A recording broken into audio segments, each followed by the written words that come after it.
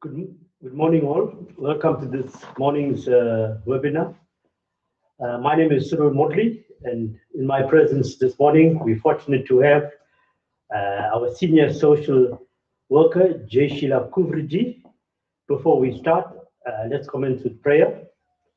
God, grant me the serenity to accept the things I cannot change, courage to change the things I can, and the wisdom to know the difference. So be it.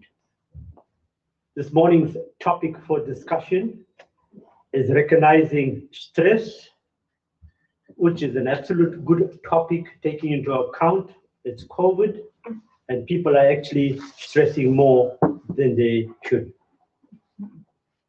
A little introduction to stress. People, what is stress all about? It's merely an accumulation of issues, accidents, concerns that people have either not addressed, delayed to address, or tried and failed to address it the way it should have been addressed. Stress is actually the consequences of having issues that you made no attempts to address. Okay, this morning we want to identify the various stresses and also the solution as to what can be done. It's also important to note that we need to identify certain stresses, and when you identify it, is to manage to try and cope with it in order to minimize the effects that stress has. What are some of the stresses, you might ask? There are various stresses. Dysfunctional family is one of them. Financial related matters is the other one. There's unemployment. So let's see if we can get into one of the, there's boredom, nervousness, anxiety, issues in life that people have to contend with. Some people can handle stress very well if you're born and brought up in an environment where there's ongoing chaos, there's ongoing stress. But on the other hand, some people crack immediately. It just depends on the environment. And it is also important that, at all times in the future, you need to understand the circumstances you are in. In order to feel stress, there has to be something happening in your life. Okay. So I think it's important, thank you, Uncle Thurl. I think it's important to identify what is stress and what is a stressful situation for one person may not be stressful for someone else. And I just want to point out that you get negative stress, which comes out through physical symptoms, emotional symptoms, social. There could be long-term effects of stress, which can lead to chronic illness or other mental health issues. But stress can also be a positive thing, which it can be a driving force to drive us to achieve something. So recognizing stress is what we're talking about today. And how do we recognize that we're feeling stressed out? Uncle Cyril? Thank you. Normally people should feel well, you should feel relaxed, you should be basically in control of yourself. That's normal. But at any time in the future, you find you're unwell, maybe medically unwell, emotionally unwell, physically unwell, which simply that's a warning light or flashing signals indicating that there is something that's not right with you. Yes. And immediately when we say that, when we acknowledge that, then we need to start to reassess our situation. What is going on in our life? Why are we feeling this way? Do we have a sickness? Do we have a medical problem? Or have I spoken a lie that I shouldn't speak? Or I've done something that shouldn't do? Or do I have outstanding matters? Yeah. Outstanding matters. So what you're saying is that we need to take a personal inventory of our lives, of our physical selves, and the things around us as well, because we don't live in isolation. We live in a family, we live with other people, we live within other systems. And it's to recognize what is working and what is not, and what parts are falling apart. Um, Yeah, at this point in time with COVID, going into recovery is a journey, is a task on its own. Now with COVID, you have to like be doubly sure of where you are, what you're doing, and so on. And what is happening at this point in time is that people are now taking on too much, making too much demands on themselves, trying to live a perfect life as such. Now, it's not easy to live a perfect life. In saying that, when a situation arises, as I said, there has to be a situation for you to feel stressed, which simply means you haven't addressed that situation, and that's why you're feeling stressed. Now, you need to sort of have an imaginary conversation with yourself. I am not well at this point or I'm not feeling well at this point in time. What is going on in my life? You need to, get out of this box. Normally, when you clouded, your mind is clouded and you're stressed out, you're sort of restricted to a certain area. You can't think out of the box. Now, for that reason, we're saying imaginary conversation, asking yourself, what is good? Try to identify what your problem is. Because the longer you leave it, the worse the stress gets, and it sort of festers itself. And taking into account, you also have other stresses that will probably come your way. yeah. And I think recognizing that we mustn't just take into account the symptoms. So sometimes we'll have sleep problems, our appetite changes, we start getting irritable, restless, angry, agitated. I think we do need to take stock of what's going on around us. And I think what's important is being honest with ourselves and being honest with our loved ones so that together we can identify what the issues are. No, absolutely what you said is correct, Jay, because a lot of people want to deal with the stress. Yeah. But stress is not your problem. That's the Well, the end symptoms. result. Yeah. What causes stress? Similarly, when addicts come in here, alcoholics and all come in here, there is no treatment. We say there is no treatment for alcoholism and drugism, but there's a treatment for the disease called addiction. So we're treating addiction. What caused it? What causes you stress and why did you use? So similarly, yeah, we need to work backward and find out, as I said, if you're bored, why are you bored? If you're sick, go to a doctor. If you have financial issues, in the first place, how did you get into that problem? Yeah. That means poor budgeting, poor money management, and so on. And these are the things that we need to address going forward in recovery. It is very important that the new challenges that come your way need to be addressed without procrastination, without delay. So how do we address those things? When you leave here, when you post treatment from Julo, it is, we do personal recovery plan, as you know. Okay, we identify the areas that, as much as we've addressed most of the concerns here, but there are other issues like financial issues that, for example, that we can't assist you with money here. So when you do go out, before you go out, you have a little document, or what you said, plan or schedule as to how you would offset this loan. Do you consolidate it? Also taking into account that you make small payments to offset it and ensure that you don't get into the situation again. Dysfunctional family, you sort out your family related matters, think before you speak. Boredom, sort your boredom out.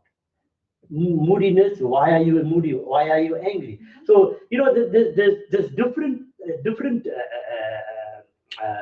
sort of solutions or patterns that you can use to address the different types of stresses that are experienced. And what are the most popular stresses of these days here?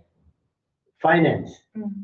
Finances, Relationships. And also I think low self-esteem plays a big role. Not believing in yourself and living up to other people's expectations as opposed to your own passions and your own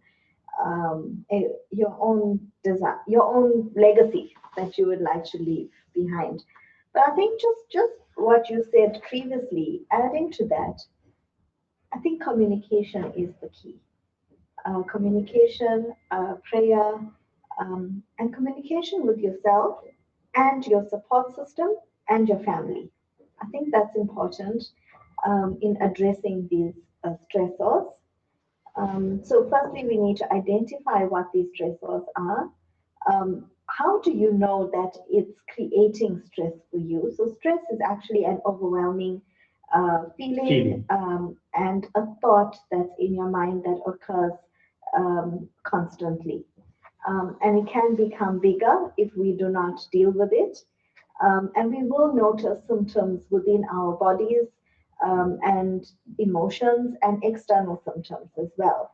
So we need to start communicating with our support system, with our relevant people that we have in our lives, including professionals, so that we can unpack these stressors. And you mentioned that we need to start making a list of things that's causing us stress and coming up with solutions as well. But you know what? Previously, patients would use substances as a way of managing the stress.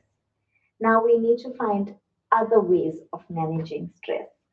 And that in itself can be stressful.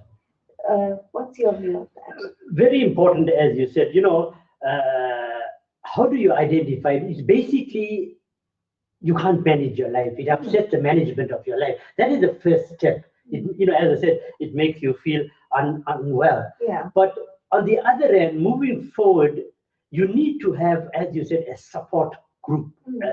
When we say support group, we don't just mean one support person. You need to have various people in your circle of support. For example, because the one person that you have might know a lot of one thing. But you might know about counseling you for addiction and so on. The next person might know about marriage. The next person might know about finances. The next person might know about legal or whatever. So you need to have a circle of support group that has various knowledge of various things, so that you can call on them when if and when required. Because the danger part is, is that when you call on people that don't know of what your issues are, or don't have an idea of what the problem, how they can help you, and they might basically mislead you. So it's very important that the group of the people that you have can assist you at all times. But there are various other, stresses that people go through. They have illness, fatigue, stomach problems, moodiness, difficulty, concentration, and so on. So you have to differentiate between whether it's medical, whether it's emotional, whether it's personal. What is it that you're experiencing? And you, the only one, will know exactly what is going on in your life. And this is where we also you can refer to that as internal dysfunction. If you don't, as you said, communication is important. Now, if you don't speak out, that means you're internalizing your issues, and very few people can read inside you if you don't talk out. So, this thing about keeping a little schedule and sorting your issues out is very important. And what's important as well is ongoing maintenance, is ongoing taking care of yourself, ongoing recognizing stress, ongoing addressing these issues. That's what we need to. It's like getting into a routine from now on. That one of the poor characteristics of an addict, he procrastinates, that, right? Delayed action. We also know that the reason for the delayed action is that his addiction business of issues had to be sorted out first. So now we say there is very little or no excuse that you can't address your issue. In the first place, is don't create issues. That's where you should be concentrating on, instead of creating the issue and then having to solve the issue. Yeah. I just want to say, in addition to what you're saying, to all the families that are watching, I think family members, spouses, mothers, fathers, uncles, aunties, grannies, whoever's watching, I think you need to recognize that you also feel stressed out, because you're not only dealing with the behavior of the addict and the consequence of that, but you're dealing with the other relationship issues within the family. Sometimes I find mothers are not empowered enough to stand up to their spouses and to the child if it's a child that's the patient. And they kind of caught in the middle because they have to keep the family together.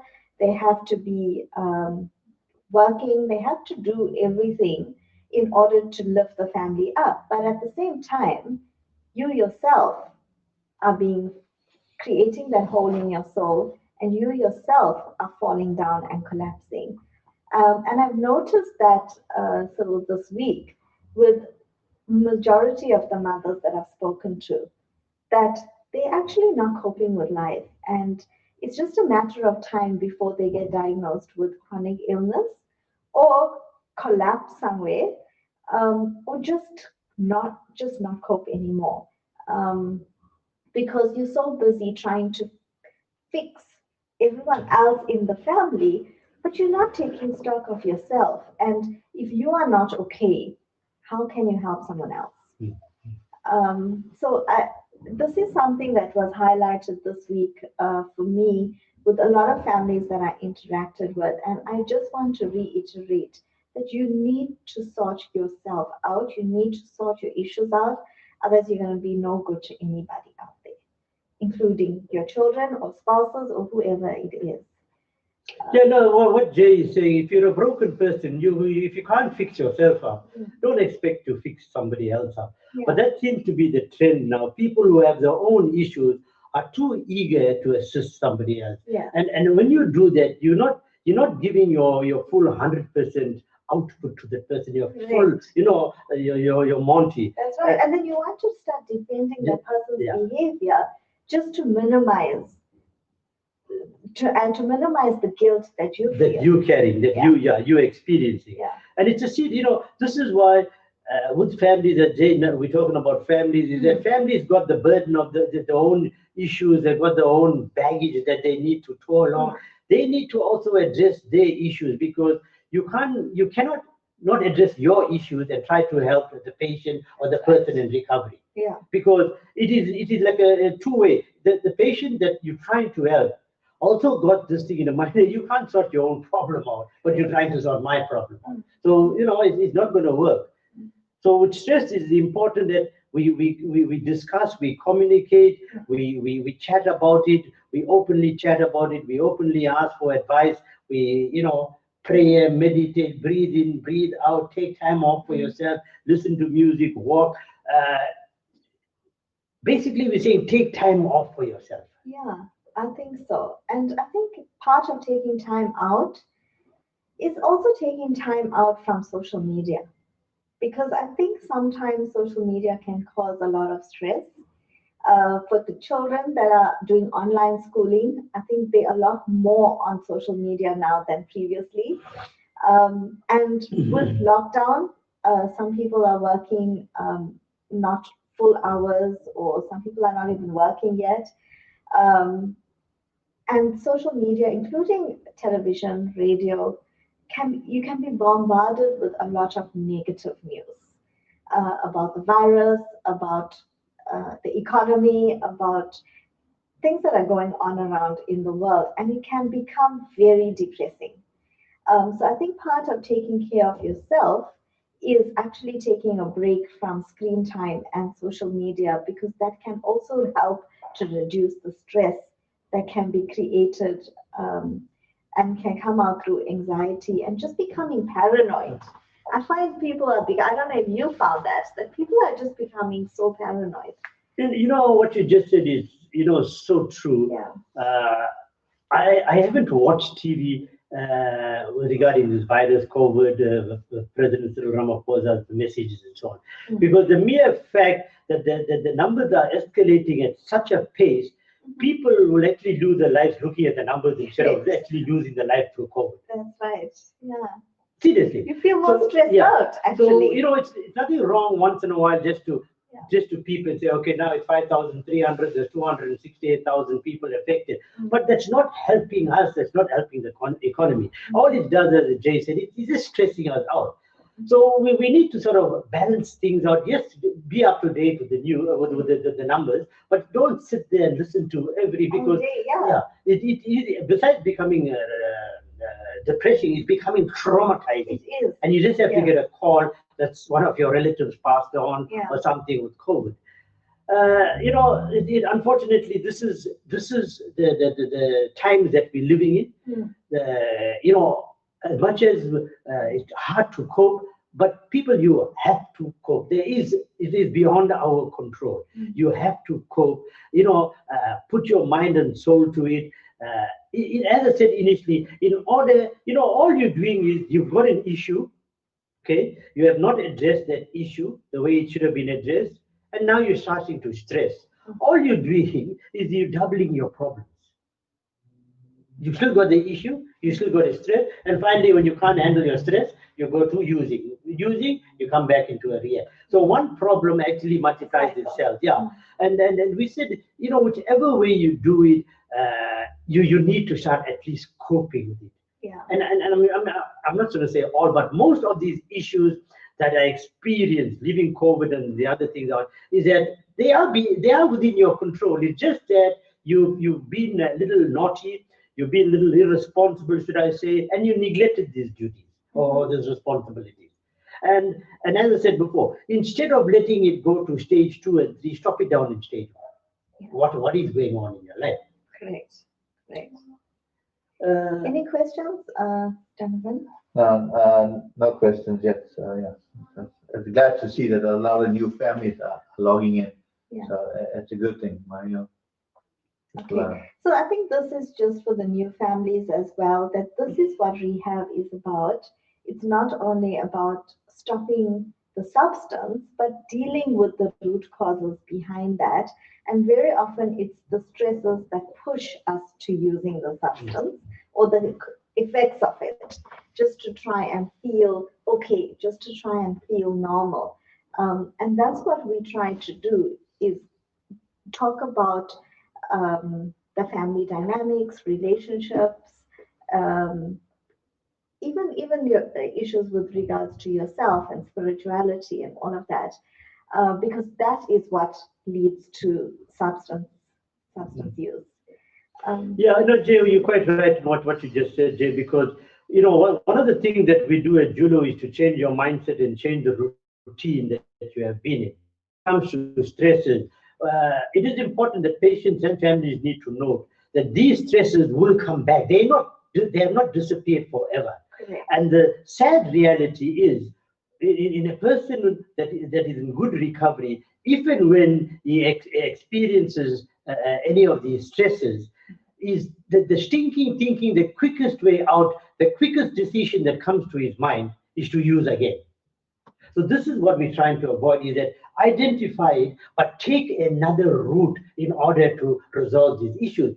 And the families play a very important role in early recovery with regard to this, because the patient is already not a happy chappy when he leaves there, is not using, is edgy, is agitated, is frustrated. So, the families need to be around him, communication, as we said, and sort of simmer him down, pacify him, and try to see to his immediate needs that are necessary for his well-being. So this identifying these stress-related issues are very important in an addict's life, and they have to be addressed. As I said, when you're not feeling well, when you identify what is going on, is to find a solution immediately. Do not stagnate it. Do not leave it further, because what's going to happen is that more and more issues or more and more stress is going to accumulate. That's what's going to happen. So this is something to think about. I mean, as a parent, it's kind of difficult. Watch your child comes through a treatment program, and you have all these undue stress that's roaming at the back of your head. What did I do wrong? If I had done this better, or if I had given him this, would they have stopped this process and all these things? And a lot of the families, single parent families and families that are together, they keep on asking these questions, and there's undue stress that they're putting on them. What can we do? Or is there some form of mechanism or coping or something that we could do, to alleviate this thing? I mean, yes, we understand we're not perfect. We don't live in a perfect world, and what's happening right now, and it's difficult giving our kids what they want. So yeah, maybe you can share a little bit. It's not in all cases that the parents are guilty of what has happened in the children's life, but because it's part of the family, the parents take on some guilt. Okay, what do we need to change? If you, as an individual, after you've gone through this process with Jay, the Julo, the therapy, and so on, you would realize at the end of the day whether you were at fault or you did something wrong during that period of time.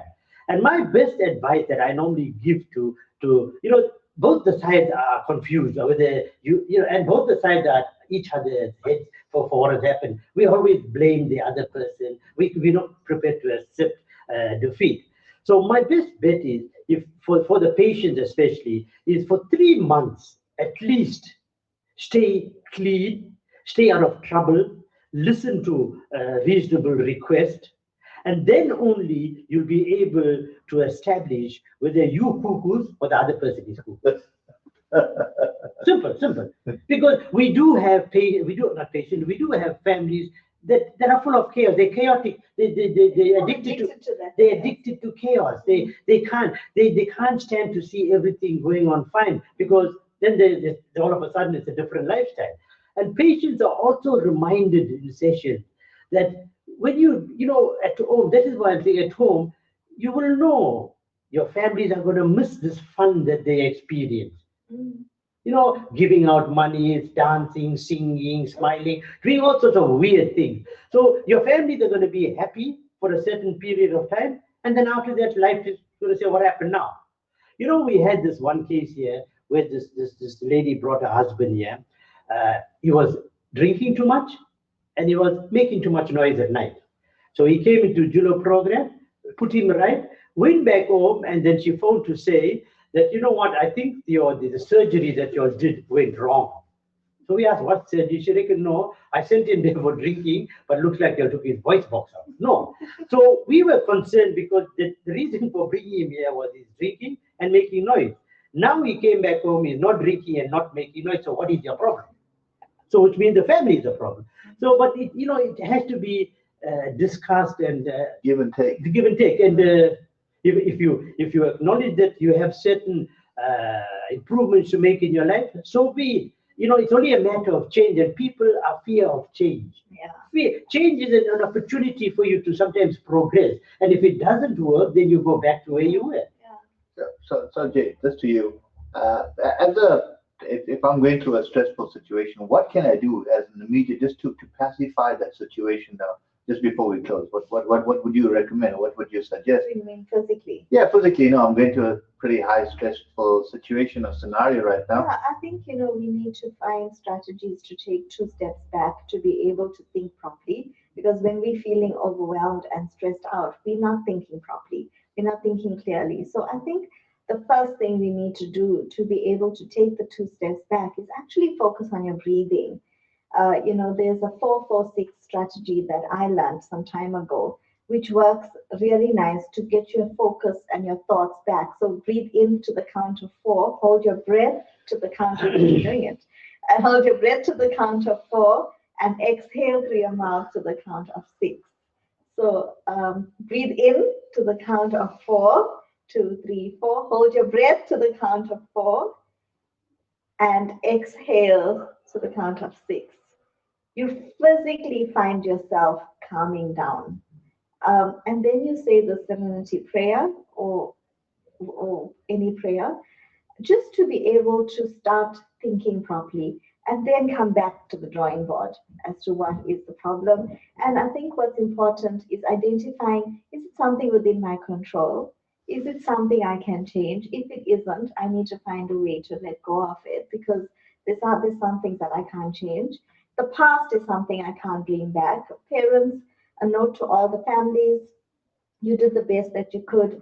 Just a word of caution that addiction is not only alcohol and drugs, it comes out through our behavior as well. It's that addiction, being addicted to chaos, the dysfunction, all of that. And we as families need to change the way we function, Yes. even as individuals. No, nicely put. Julo is a lifestyle change. It's a life skills management program designed for modern living. That means whatever most of the things that you said, most of the things that you did needs to be changed now because these are the things that landed you into problems. Correct. Yeah. So well done. Yeah. So thank you very much for joining us. Like our Facebook page, and we do have these webinars on twice a week. So we hope to see you on Saturday morning, where we're going to be talking about families and family roles on Saturday. So it's an important one for Saturday. All right. The important thing what Jay didn't tell you is that Dr. Naidu would be in our presence. So it'll be 3 of us. You have an opportunity to level any questions, any Yes. doubts that you have. So please ask questions prior to the webinar on Saturday. Send it to any one of us, and we'll respond on Saturday. Thank you very much. Thank you. Enjoy your week.